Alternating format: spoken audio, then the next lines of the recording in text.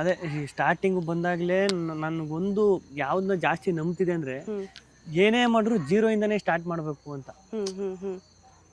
ಜೀರೋಯಿಂದ start ಮಾಡಿದಾಗಲೇ ಅದ್ರ ಬೆಲೆ ಗೊತ್ತಾಗೋದು, ಅದನ್ನು ಉಳಿಸ್ಕೊಳಕ್ಕಾಗೋದು. ಜೀರೋಯಿಂದನೇ ಸ್ಟಾರ್ಟ್ ಮಾಡಬೇಕು ಅಂತ. ಈಗ ನಾನು ಡೈರೆಕ್ಷನ್ ಡಿಪಾರ್ಟ್ಮೆಂಟಲ್ಲಿ ಕೆಲಸ ಮಾಡ್ತೀನಿ ಅಂದ ತಕ್ಷಣ ಈಗ ನೆಕ್ಸ್ಟ್ ಡೈರೆಕ್ಟ್ರೇ ಆಗಬೇಕು ಅಂತಲ್ಲ, ಜೀರೋಯಿಂದ ಸ್ಟಾರ್ಟ್ ಮಾಡಬೇಕು ಫಸ್ಟು. ಏನು ಇಲ್ದೇನೆ ಏನು ಮಾಡ್ಬೋದು. ಈಗ ನಾನು ಬೆಂಗಳೂರಿಗೆ ಬಂದಾಗಲೂ ಅಷ್ಟೇ, 18-19 ವರ್ಷ ಏಜ್ ಅಲ್ವಾ. ಅವಾಗ ಸುಮಾರು ಸತಿ ನನಗೆ ಅನಿಸ್ಬಿಡುದು ಅಂದರೆ ಅವಾಗೆಲ್ಲ ಹುಡುಗ ಬುದ್ಧಿ. ನಾನು 18-19 ವರ್ಷ ಅಂತ ಇದ್ದಾಗ ಬೆಂಗಳೂರಿಗೆ ಬಂದಾಗ ಸುಮ್ಮನೆ ಏನೋ ಬಂದ್ಬಿಟ್ಟವನಿ ಬೆಂಗಳೂರಿಗೆ, ಸುಮ್ಮನೆ ಏನೋ ಒಂದು ಕ್ರೇಜ್ಗೆ ಶೂಟಿಂಗು, ನಾನು ಕೆಲಸ ಮಾಡ್ತೀನಿ ಶೂಟಿಂಗ್ ಕೆಲಸಕ್ಕೆ ಹೋಗಿ ಸೇರ್ಕೊತೀನಿ ಅಂತ ಹೇಳ್ಬಿಟ್ಟು ಏನೋ ಬಂದ್ಬಿಟ್ಟು ಕ್ರೇಜಿಗೆ ಬಂದ್ಬಿಟ್ಟಿದೆ. ಬಂದ್ಮೇಲೆ ಸ್ಟಾರ್ಟ್ ಆಗಿದ್ದೆ ಅಲ್ಲಿಂದ ಲೈಫ್. ಈಗ ಊರಲ್ಲಿದ್ದಾಗ ಒಂದು ಇಮ್ಯಾಜಿನೇಷನ್ ಇರ್ತದಲ್ವಾ, ಶೂಟಿಂಗ್ ಕೆಲಸ ಓದೇಟ್ಗೆ ಕರ್ಕೊಬಿಡ್ತಾರೆ, ಕರ್ಕೊಯ್ತಾರೆ, ಆರಾಮಾಗಿ ಸುತ್ತಾಡ್ಕೊಂಡು ಅಲ್ಲೇ ಊಟ ಗೀಟ ಎಲ್ಲ ಕೊಡ್ತಾರೆ, ಮಲಗೋಕ್ ಜಾಗಗೆ ಕೊಡ್ತಾರೆ, ಸುತ್ತಾಡ್ಕೊಂಡು ಜಾಲಿಯಾಗಿರ್ಬೋದು ಅಂತಾನೆ ಬಂದಿದ್ದು.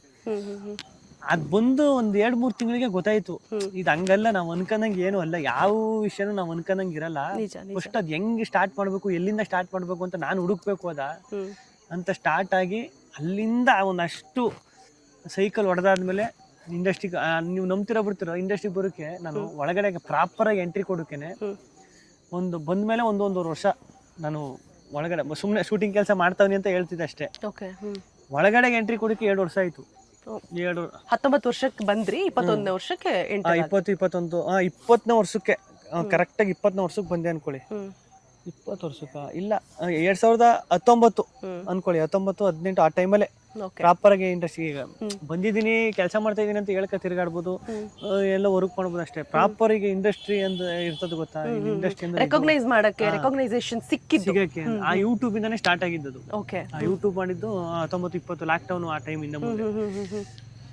ಅಲ್ಲಿಂದ ಒಂದು ಯೂಟ್ಯೂಬ್ ವಿಡಿಯೋ ಎಷ್ಟು ಲೈಫ್ ನ ಚೇಂಜ್ ಮಾಡ್ತದೆ ಅಂದ್ರೆ ಮೇಡಮ್, ನಿಜ. ಸ್ಟಾರ್ಟಿಂಗು ಒಂದು ಸ್ಕ್ರಿಪ್ಟ್ ಎಲ್ಲ ರೆಡಿ ಮಾಡ್ಕೊ ಹೋದೆ, ಏನೋ ಮಾಡುವ ಹಿಂಗೆ ಅಂದ್ರೆ ಶಾರ್ಟ್ ಫಿಲಮ್ ತರ ಮಾಡೋದು ಬೇಡ, ದುಡ್ಡು ಖರ್ಚಾಯ್ತದೆ, ಶೂಟಿಂಗು, ಲೈಟು, ಅದು ಇದು, ಎಡಿಟಿಂಗು ಪಡಿಟಿಂಗು ಅಂತ ದುಡ್ಡೆಲ್ಲ ಕೊಡಬೇಕು. ಹೆಂಗೆ ಅಂದ್ರೆ ಒಂದು ಲೈವ್ ತರ, ಫೇಸ್ಬುಕ್ ಲೈವ್ ತರ ಮಾಡ್ಬಿಡುವ, ದುಡ್ಡು ಖರ್ಚಿರ್ತಿಲ್ಲ, ಒಂದೇ ಶಾರ್ಟ್ ಇಟ್ಟು ಕ್ಯಾಮ್ರಾದಲ್ಲಿ ಶೂಟ್ ಮಾಡ್ಬಿಟ್ಟು ಎಡಿಟ್ ಮಾಡಿಸ್ಬಿಟ್ಟು ಬಿಟ್ಬಿಡುವ ಅಂತ. ಸೂಪರ್.